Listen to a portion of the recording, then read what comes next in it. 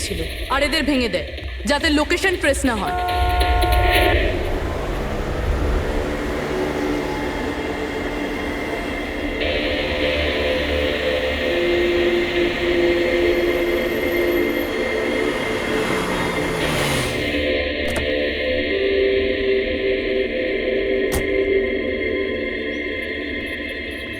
Excuse me,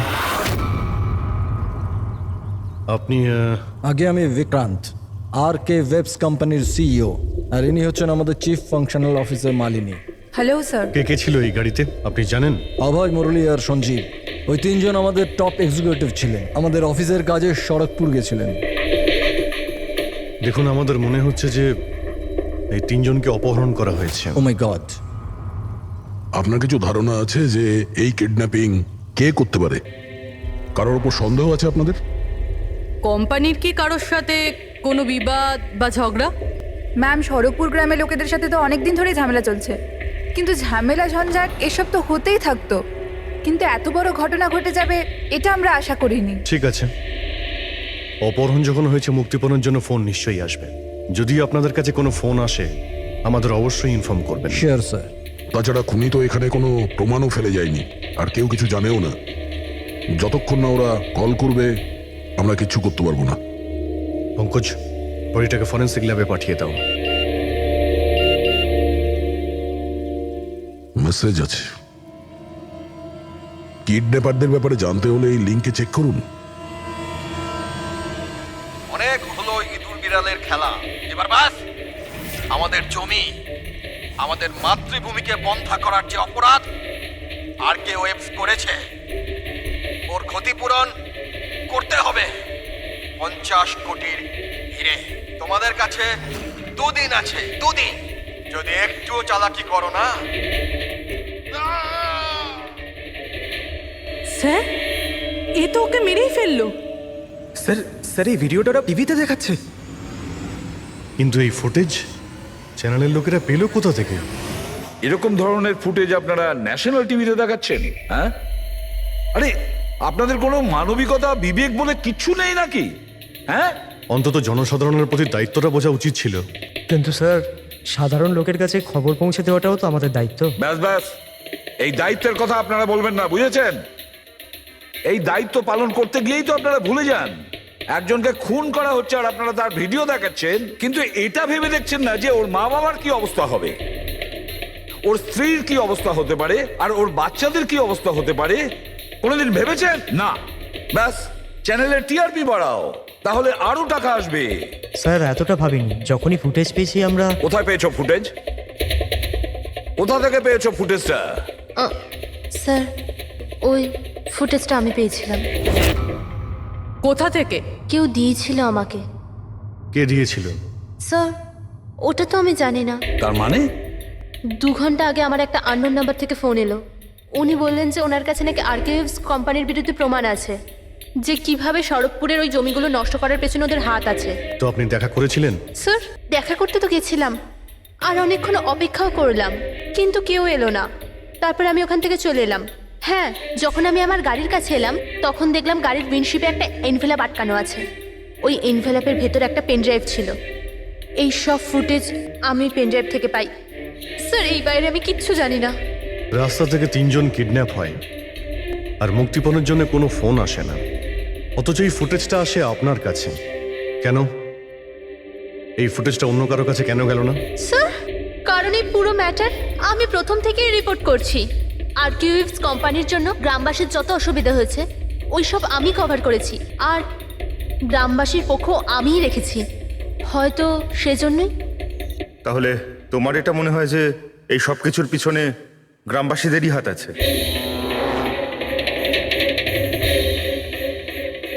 জানি না sir, এই ম্যাটার 2-3 বছর ধরে চলছে। গ্রামবাসী প্রোটেস্টও করেছিল, হুমকিও দিয়েছিল, এমনকি পাথরও ছুঁড়েছিল, কিন্তু গ্রামবাসী সত্যি সত্যি এরকম কিছু করতে পারে এই বিষয়ে আমার কোনো আইডিয়া নেই। আমরা ঠিক খুঁজে বের করব, ঠিক খুঁজে বের করব এর পেছনে কে আছে। কাউকে আমরা ছাড়বো না।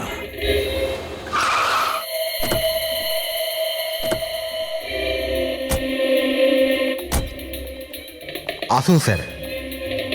স্যার, ইনি সুধাকর, শরৎপুর গ্রামের প্রধান। দেখুন স্যার, এটা ঠিক যে আমরা কোম্পানির বিরুদ্ধে লড়াই করছি, আর এটা আমাদের অধিকারের লড়াই, বহু বছর ধরে চলছে। কিন্তু কিন্তু স্যার, আমরা কোনোদিন খারাপ কাজ করিনি, আর এরা এরকম কাজ করতে পারে না স্যার। ভিডিওতে যে লোকগুলো ছিল তারা তো এই গ্রামেরই মনে হচ্ছিল। হ্যাঁ, কথা আর হাতে যে অস্ত্র ছিল সেটা তো গ্রামেরই না? হ্যাঁ ঠিক স্যার, কিন্তু ওরা নয় স্যার।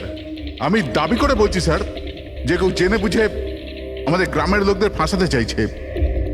আচ্ছা, এই ব্যাপারে আগে কোনো হিংসাত্মক ঘটনা ঘটেছিল? স্যার, প্রধানত 3-4 জন আছে, মানে ভিড় থাকে কিন্তু সাথে ওই 3-4 জন লোকই থাকে। মনে হয় ওরা কাউকে ভয়ই পায় না, ওরা যে কোনো সীমা পর্যন্ত যেতে পারে স্যার। কারাই মেন 3-4 জন লোক? বিনায়ক, কিশোর আর শঙ্কর। বন্ধ করো, বন্ধ করো, বন্ধ করো, বন্ধ করো!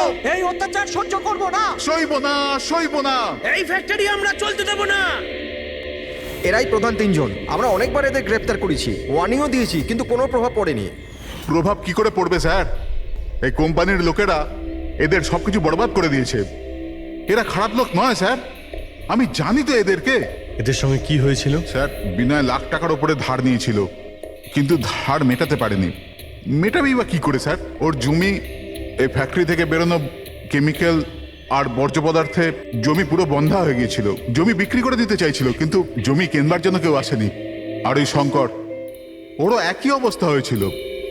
ওর পরিবার না খেতে পেয়ে মরছে স্যার, না জমি না পয়সা। আর ওই কিশোর, ওর বাবা তো টাকা পয়সার চাপে আত্মহত্যাই করে ফেললো। তো আপনারাই বলুন, এর জন্য দায়ী কে? এই 3 জন কোথায়? জানি না স্যার। দেখুন স্যার, আমরা সাদা সিধা মানুষ, আমাদের সব কিছুই তো জমি। যদি জমি বন্ধা হয়ে যায় তো আমরা কি করব? আমাদের এই অবস্থার দিকে কারুর চোখ যায় না কেন? আমরা গরিব এই জন্য? দেখুন স্যার, কিন্তু আমরা হেরে যাওয়ার লোক নয়, আমরা খুব জোর লড়াই করব। সুধাকর বাবু, আমরা সবাই মিলে মোকাবিলা করব স্যার। আমরা আমাদের অধিকার নিয়েই থাকবো, আমরা আমাদের অধিকার নিয়েই থাকবো। আমরা আমাদের অধিকার। এই বিনায়ক, শঙ্কর আর কিশোর, এদের 3 জনের তো কিডন্যাপিং করার মোটিভ আছে। স্যার, আমার তো মনে হয় এই 3 জনই হবে। হ্যাঁ, মনে তো হচ্ছে। আমাদের কাছে প্রমাণ নেই। ওই ফুটেজটা আরেকবার দেখা যাক, যদি কোনো প্রমাণ ওখান থেকে পাই। 50 কোটির হিরে তোমাদের কাছে 2 দিন আছে, 2 দিন। যদি একটুও চালাকি করো না, টাকা যদি না পৌঁছয়, প্রথম 24 ঘন্টায় একজন আর দ্বিতীয় 24 ঘন্টায় দ্বিতীয় জন। না স্যার, এরা তো অনেক বেশি চালাক। এই ভিডিওটা এমনভাবে শ্যুট করেছে যাতে লোকেশন বা অন্য কোনো জিনিসের ব্যাপারেই কিচ্ছু জানা যাচ্ছে না। স্যার, ভিডিও সামনের দিকে কিছু হালকা মতন দেখা যাচ্ছে, হতে পারে কোনো কাজের।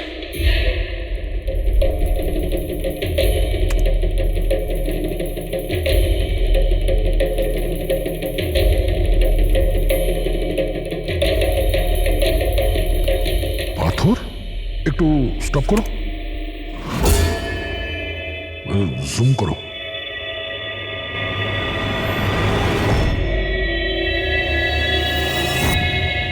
এটা তো পাথর স্যার। এ তো বেশ বড় পাথর, কোনো পাহাড়ের স্যার এটা।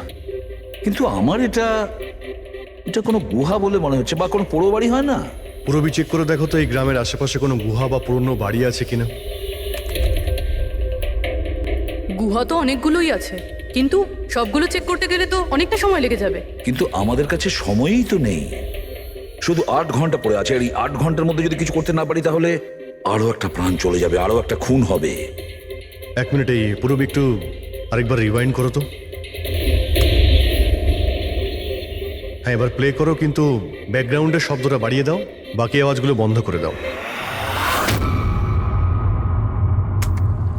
টাকা যদি না পৌঁছয়, প্রথম 24 ঘন্টায় একজন আর দ্বিতীয় 24 ঘন্টায় দ্বিতীয় জন।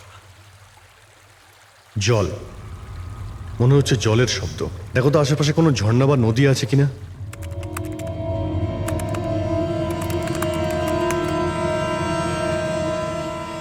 ইয়েস স্যার, একটা নদী তো আছে। স্যার ওইদিকে একটা গুহা আছে যার পাশ দিয়ে নদীটা যাচ্ছে।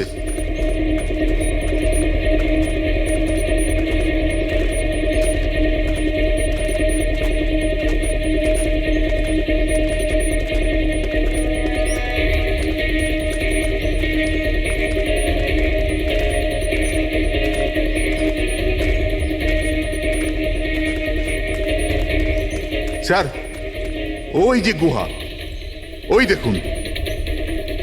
ঠিক আছে, আপনারা এখানেই দাঁড়ান।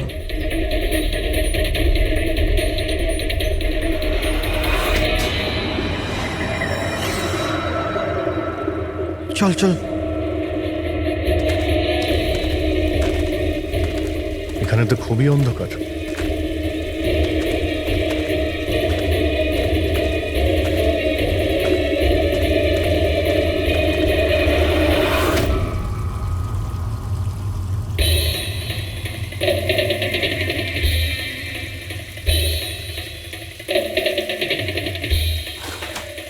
ঠিক জায়গাতে এসেছি, কিন্তু আসতে দেরি হয়ে গেছে। মনে হচ্ছে গ্রামবাসীদের জানিয়ে আমরা ভুল করেছি। এদের মধ্যে কেউ খবর দিয়ে দিয়েছে। না, কিন্তু এই অভয় যাকে মারলো তার লাশটা কোথায়?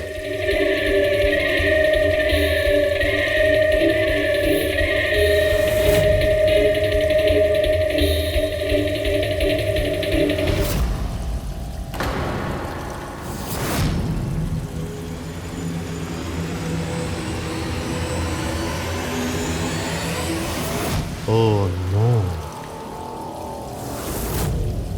অভয় এ তো মারা গেছে। কিন্তু এটা কি 6 PM? স্যার আমার মনে হয় যে আমাদের কাছে আর কোনো উপায় নেই, আমাদের ওদের ডিমান্ড মেনে নেওয়া উচিত। কি বলছেন আপনি? একবার ওদের কথা শুনলে বারবার তোরা এটাই করবে? আপনারা কতবার ওদের ডিমান্ড পূরণ করবেন? তাহলে স্যার আমরা আর কি করতে পারি? মানুষের জীবন টাকার থেকে অনেক বড়, তাই না? নিঃসন্দেহে, নিশ্চয়ই। কিন্তু এ কথার কে গ্যারেন্টি দেবে যে হিরে পাওয়ার পরে ওরা ওদের দুজনকে ছেড়ে দেবে? কোনো গ্যারেন্টি আছে? হতেও তো পারে ওরা আর বেঁচেই নেই। হতেই তো পারে ওই লোকেরা ওদের আগেই মেরে দিয়েছে। কারণ কিডন্যাপিংয়ের কেসে বরাবরই এরকম হয়। দেখুন, ওরা বেশি দিন লুকিয়ে থাকতে পারবে না। গতবার তো ওদের কাছে আমরা পৌঁছেই গিয়েছিলাম, ব্যাস একটু দেরি হয়ে গিয়েছিল। স্যার কিন্তু এই কথা কি গ্যারেন্টি আছে যে এইবার দেরি হবে না? যারা কিডন্যাপ হয়েছে তারা আমাদের সাথে কাজ করতো। তাদের ফ্যামিলিজকে আমরা কি জবাব দেব যে আমরা মেনে নিয়েছি ওরা মারা গেছে, তাই আমরা পয়সা দিতে চাইছি না? এনার পরিচয়? স্যার এ হলো প্রীতি, আমাদের কোম্পানির PR হেড। স্যার আপনিই বলুন যে কোম্পানির এমপ্লয়িজরা কোম্পানির দায়িত্ব নয়? ওরা কোম্পানির কাজে গেছিল, সেখানে গিয়ে ওরা সমস্যায় পড়েছে। আর যদি ওদের কিছু হয়ে যায় তাহলে স্যার আমরা ওদের কি জবাব দেব? হ্যাঁ স্যার, আর ওই ভিডিওটার জন্য আমাদের কোম্পানির কত বদনাম হয়ে যাচ্ছে। আমাদের কোম্পানির শেয়ারসের দাম পড়ে যাচ্ছে। আর এই সময় যদি আমরা টাকার দিকটাই দেখি, তাহলে না আমরা ওদের জীবন বাঁচাতে পারবো, না এই কোম্পানিকে। I think she is right sir. এবার আপনিই ঠিক করুন আপনি কি করবেন। আমার মনে হচ্ছে তোমরা দুজনে ঠিক কথাই বলছো। আমাদের হাতে আর কোনো অপশন নেই, আমরা ওদের হিরেটা দিয়েই দিই। কারণ আমি আমার এমপ্লয়ীদের জীবন নিয়ে ছিনিমিনি খেলতে পারি না। Please sir. সীমা তাড়াতাড়ি, স্যার আপনার জন্য অপেক্ষা করছেন। Sorry sir, we are late. Interview শুরু করি? লেটস ডু ইট, আমাদের হাতে সময় বেশি নেই। চলো। আরকেওএফস কোম্পানির সিইও মিস্টার বিক্রম খুবই ইম্পর্টেন্ট অ্যানাউন্সমেন্ট করতে চলেছে। আসুন ওনার সাথে কথা বলি। মিস্টার বিক্রম, আপনি এত আর্জেন্টলি কেন ডাকলেন? আমরা কিডন্যাপার্সদের সমস্ত ডিমান্ড মেনে নিচ্ছি। শুধু ওদের কাছে আমাদের একটাই রিকোয়েস্ট, ও আমাদের এমপ্লয়িজদের কোনো অসুবিধা যেন না করে, ওদের কোনো রকমের কোনো ক্ষতি যেন না করে। Please, it's a request. দেখুন স্ক্রিনে যে নাম্বারটা ফ্ল্যাশ করছে, সেই নাম্বারে কিডন্যাপার্সরা আমার সাথে যোগাযোগ করে হিরে কখন কিভাবে দিতে হবে সেটা আমাদের বলতে পারে। But again I would like to request one thing, please don't harm my employees. Thank you so much. Thank you. এক্ষুনি আপনারা আরকেওএফস কোম্পানির সিইও মিস্টার বিক্রমের কথা শুনলেন। উনি কিডন্যাপারদের ডিমান্ড মেনে নিয়েছেন। উনি কিডন্যাপারদের আপিল করেছেন যেন ওনার লোকেদের ছেড়ে দেওয়া হয়। আর এদিকে সিআইডি এই আশঙ্কা করছেন যে কিডন্যাপারটা ওদের লোকেদের আগেই মেরে দিয়েছে। এই খবরের আপডেটের জন্য সঙ্গে থাকুন আমাদের সাথে। চলুন স্যার।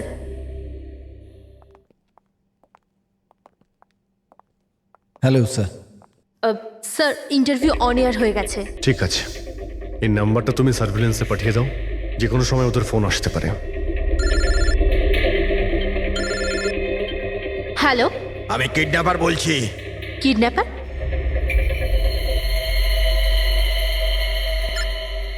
শোনো, ওই যে হিরে আছে না, ওটা তুমি নিয়ে আসবে। এখানে তোমাকেই আসতে হবে, তাও একা। আমি? আমি কেন? হ্যাঁ তুমি, আর কোনো চালাকি করবে না, না হলে এদের দুজনের সাথে সাথে তোমাকেও প্রাণে মেরে দেবো। ঠিকানা পাঠিয়েছি মোবাইলে, হিরে নিয়ে ওখানেই দাঁড়িয়ে থাকবে। তারপর কোথায় যেতে হবে বলার জন্য আমি ফোন করব।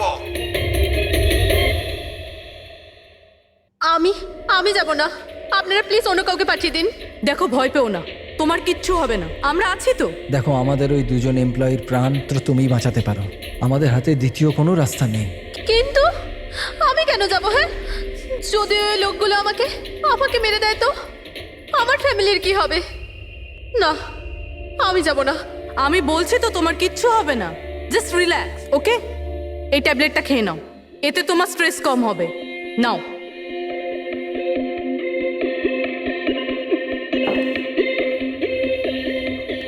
দেখো সীমা, আমরা তোমাকে একা পাঠাচ্ছি না, আমরা আশেপাশেই থাকবো, তোমার সঙ্গে ট্র্যাকিং ডিভাইস থাকবে, তুমি যেখানেই যাবে আমরা জানতে পেরে যাব। না স্যার, আপনারা কি শুনেননি ওরা কি বলেছিল? যদি আমি কোনো চালাকি করার চেষ্টা করি তো ওরা আমাকে মেরে ফেলবে। স্যার, ও একদম ঠিক কথা বলছে, এও মারা যাবে আর ওর সঙ্গে আমার দুজন এমপ্লয়িও মারা যাবে। স্যার, ওরা যে ডিমান্ড করছে আমাদের মেনে নেওয়া উচিত, আমাদের হাতে আর অন্য অপশন নেই স্যার। আমি অন্তত কাউকে মরতে দেখতে পারি না। আপনারা খুব বড় ভুল করছেন।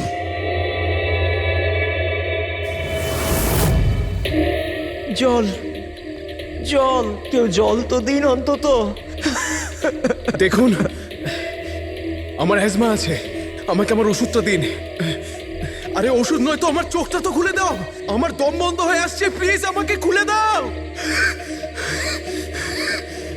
ছেড়ে দাও আমাদের, দেখো তোমরা টাকা তো পেয়েই যাবে।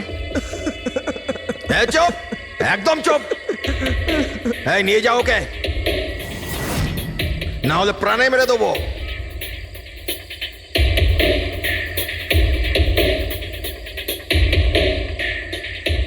জল খাবি না? জল চাই, এনে। আরে আরে কেউ আমাকে ওষুধ তো দাও।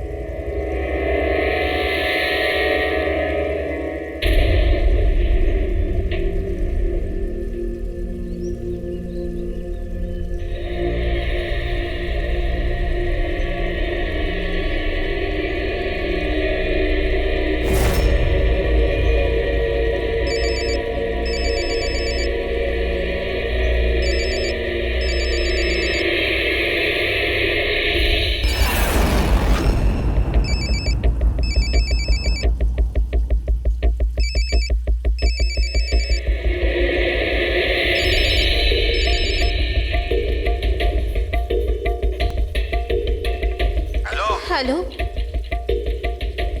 এখান থেকে বাঁদিকে যাও, সামনে 200 মিটার পর কাঁচা রাস্তা পাবে, ওটা দিয়ে এগিয়ে যাও, শেষে গিয়ে একটা নদী পাবে, ওটাকে পার করে ওখানেই দাঁড়িয়ে যাও। আর হ্যাঁ, ফোন সাথেই রাখবে, আবার কল করব আমি।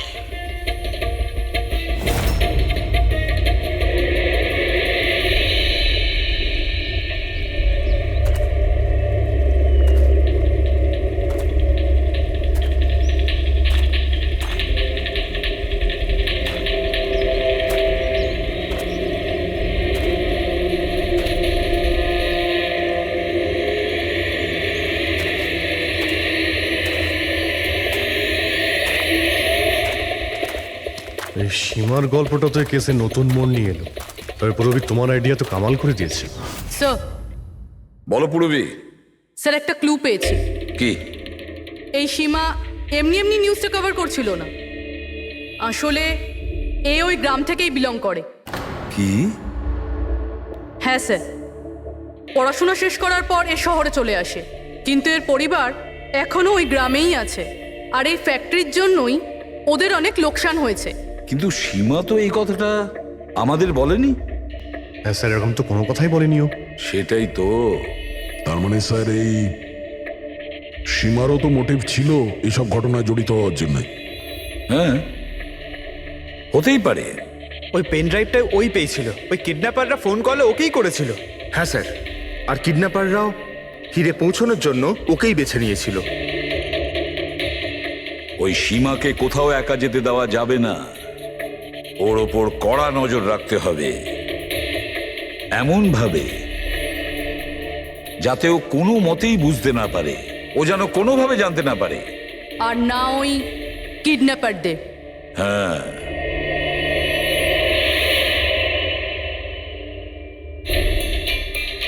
পঙ্কজ, এটা একটা মাইক্রো ট্র্যাকার। ব্যাস, এইবার এটা যে কোনোভাবে এই ক্যাপসুলটা সীমাকে খাওয়াতে হবে। আমাদের কাজও হয়ে যাবে, আরও বুঝতেও পারবে না।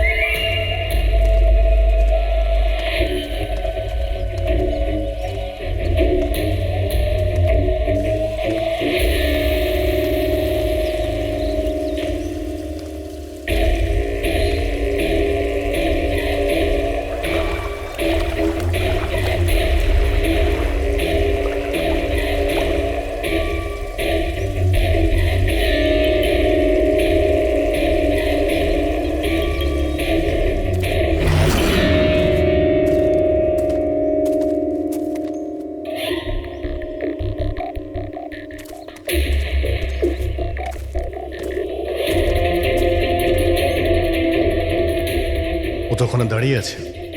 অ্যালার্ট থাকো সবাই, যখন তখন আসতে পারে ওরা।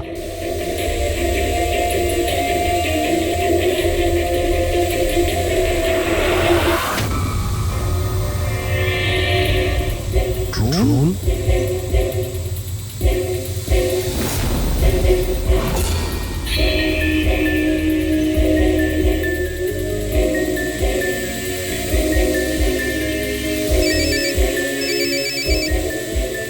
হ্যালো, একটা কাজ করো, তোমার হাতে যে হিরের পাউচটা আছে ওটা ড্রোনে বেঁধে দাও।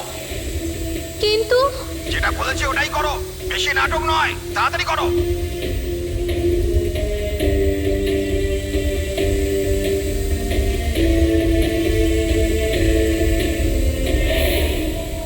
হিরে তো ড্রোনে বেঁধে দিচ্ছে।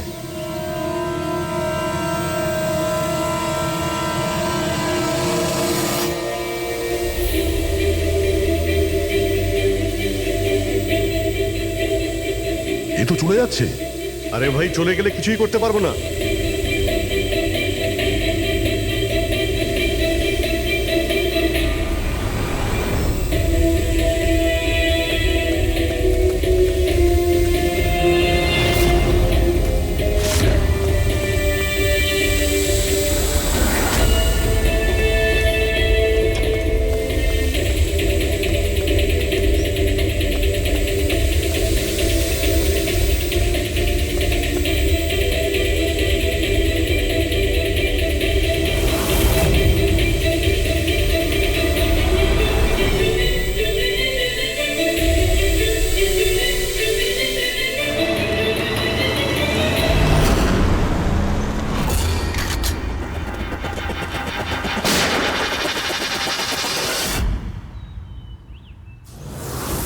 শিট। স্যার এবার তো হিরেও ওদের কাছে আছে। স্যার এদিক থেকে কোনো আওয়াজ আসছে। স্যার এবার তো হিরেও ওদের কাছে আছে। স্যার এদিক থেকে কোনো আওয়াজ আসছে। স্যার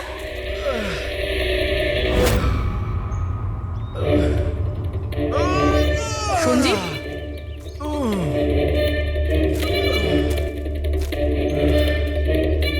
ও নো, মুরলি?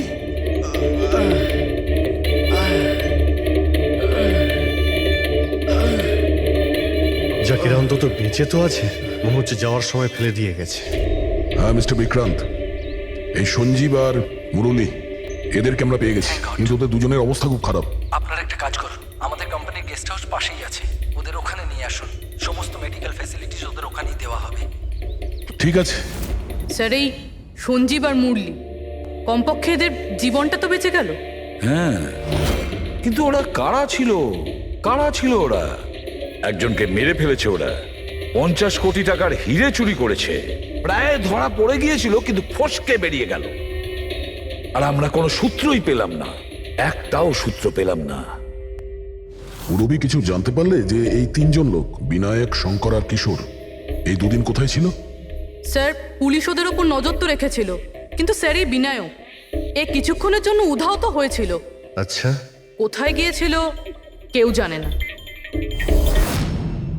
কিন্তু এই কাজটা গ্রামের লোকেদের হবে এটা মনে হচ্ছে না।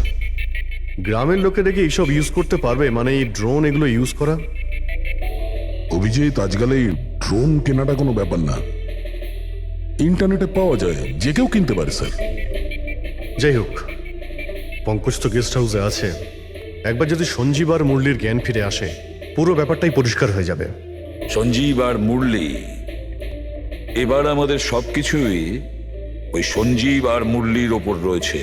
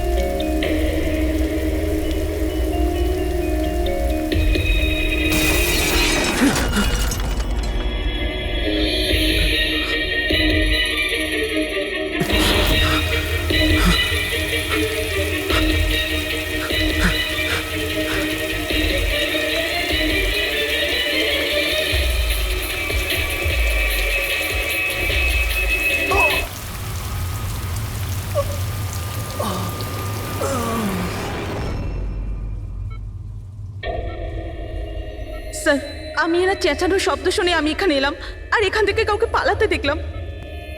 স্যার আমরা তো ভেবেছিলাম যে সবকিছু শেষ হয়ে গেছে, সবকিছু ঠিক হয়ে গেছে। স্যার ওরা তো হিরেটাও পেয়ে গিয়েছিল, তাই না? তাহলে এই সব, এই খুন, দেখুন না স্যার, মুরলি এখনো কত শক পেয়ে আছে। আপনাদের মধ্যে কেউ কি ওর মুখটা দেখতে পেয়েছিলেন? না স্যার। পঙ্কজকে জিজ্ঞাসা করি, হতে পারে ও ওই লোকটার মুখ দেখেছে। পঙ্কজ কোথায়? পঙ্কজ পাশের ঘরেই আছে, ডক্টর ওকে চেক করছে। আমি দেখছি। পঙ্কজ, তুমি ঠিক আছো? He is absolutely fine now. Thank you. কি হয়েছিল কি এখানে exactly? Sir I am really sorry sir, আমি ঘুমিয়ে পড়েছিলাম। স্যার অ্যাকচুয়ালি হয়েছিল কি বলুন তো, সঞ্জীব আর মুরলির ঘরে যখন যাই তখন ওরা ঘুমোচ্ছিল, তাই আমি বাইরে চলে আসি হলেও কিছু লোক ঘুমোচ্ছিল। ওখানে পাশেই একটা চেয়ার রাখা ছিল, ওখানে গিয়ে বসে পড়ি স্যার। জানি না বসে থাকতে থাকতে কখন ঘুমিয়ে পড়েছি, আর কিছু মনে নেই স্যার। সাডেনলি করিডোরের ওখানে একটা কাঁচ ভাঙার শব্দ হলো, শব্দটা পেয়ে আমি উঠি স্যার, আর আমি দৌড়ই। ওখানে যখন পৌঁছই স্যার, আমি এদিক ওদিক দেখতে থাকি, কি জানি কি হলো। তারপর পেছন থেকে কেউ খুব জোরে আমাকে মারলো। যে লোকটা তোমার মাথায় মেরেছে তার মুখটা তুমি দেখেছো? মানে গ্রামেরই কোনো লোক ছিল কি? হ্যাঁ, সে তো গ্রামের লোকই হবে। স্যার, ওরা কিন্তু হিরে পেয়ে যাওয়ার ঠিক পরেই সঞ্জীব আর মুরলিকে ছেড়ে দিয়েছিল। তারপরেও এসব। হয়তো সঞ্জীব এমন কিছু দেখে ফেলেছিল যা ওর দেখাটা উচিত হয়নি।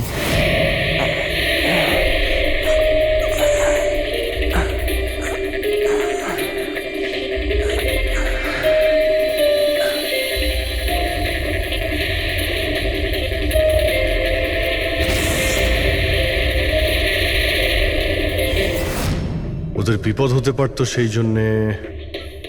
স্যার, সঞ্জীব যদি এরকম কিছু দেখেই ফেলে, তাহলে সঞ্জীবকে আগেই কেন মেরে ফেললো না? তখন মারতে পারেনি বলেই তো এখন মেরে গেল। সমস্ত রুম বন্ধ ছিল তো খুনি কাঁচ ভেঙে ভিতরে ঢুকেছিল না?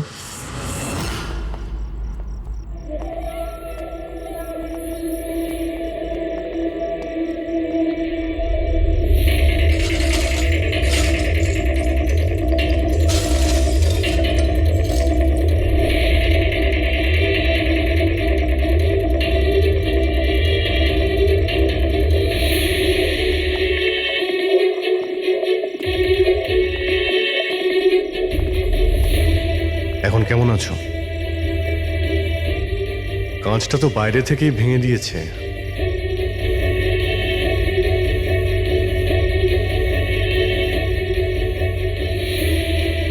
দয়া, এ দেখতে পাচ্ছ?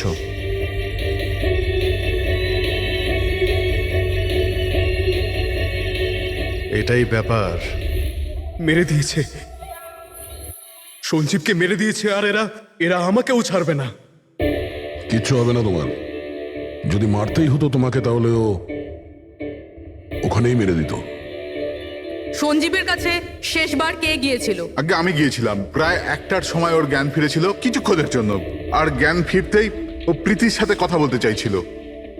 তো আপনি কথা বলেছিলেন? হ্যাঁ স্যার, যখন ডক্টর আমাকে বললেন তখন আমি ওনার সাথে কথা বলতে গেছিলাম স্যার। ও যত তাড়াতাড়ি সম্ভব ওর নিজের ফ্যামিলির কাছে যেতে চাইছিল। আমি ওকে বললাম যে কাল সকালের মধ্যেই ব্যবস্থা করে দেবো। তারপর তো ও ঘুমিয়ে পড়েছিল স্যার। আমারও এখানে একটু চোখ লেগে গেছিল। হ্যাঁ স্যার, প্রায় রাত 3টে নাগাদ ওর ঘর থেকে চিৎকারের আওয়াজ এলো। ওখানে পৌঁছে দেখি স্যার, কোনো গ্রামের মানুষ আমার পাশ দিয়ে তাড়াতাড়ি পালিয়ে গেল। ও, তো কেউ কাঁচ ভেঙে ভিতরে ঢোকে? জানালার কাঁচ বাইরে থেকে ভেতরের দিকে পড়ে, কিন্তু যদি কেউ বাইরে থেকে ভিতরে ঢোকে তো তার পায়ে লেগে কাঁচের টুকরোগুলো একটু সামনের দিকে আসা উচিত ছিল। কিন্তু অদ্ভুত ব্যাপার এটাই যে কাঁচের টুকরো আমরা সামনে পাইনি। আমরা শুধুমাত্র জানালার কাছেই দেখলাম। জানেন কিভাবে?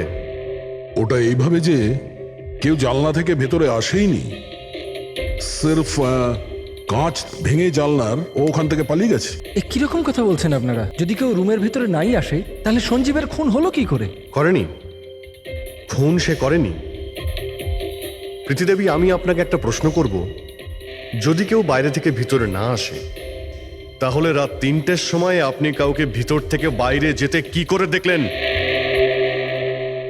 তুমি ওই খুনিকে দেখোইনি। সেটা এই জন্যেই যে ওই খুনিটা আর কেউ ছিল না, তুমি নিজে ছিলে। প্রীতি? সঞ্জীব যখন আমাকে দেখা করার জন্য ডাকলো, তখন ও খুব চিন্তিত ছিল। তখন ও আমাকে বললো যে গুহার মধ্যেও কিছু দেখেছিল।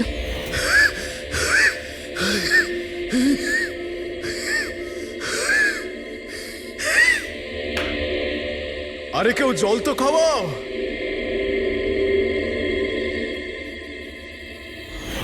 এসব কি বলছো তুমি? এরকম কিচ্ছু নয় স্যার।